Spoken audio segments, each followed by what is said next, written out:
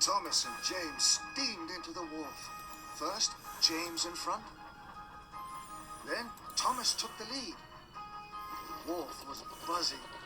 Barges chugged, cranes swung, and freight cars rattled and rolled. Thomas and James raced by. The little narrow gauge engines whistled and whished in surprise at the speed and the steam of the big engines. The narrow gauge controller was waiting. Thomas whooshed around the corner, puffing and huffing, just in front of James.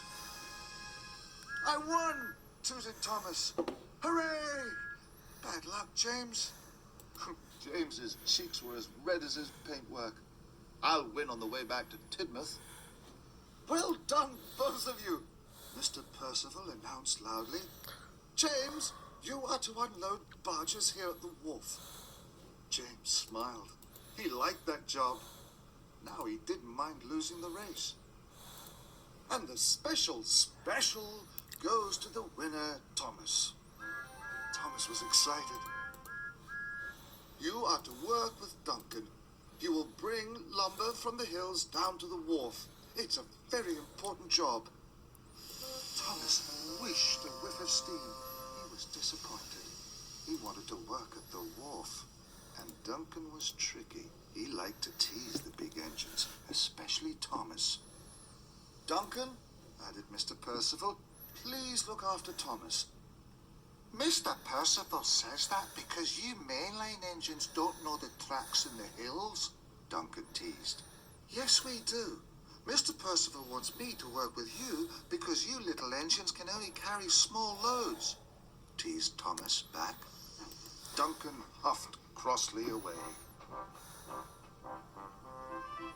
Later, at the transfer yards, Thomas was waiting for Duncan.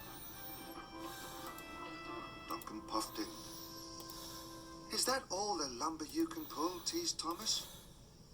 "James is waiting for me at the wharf. I can't wait for you all day."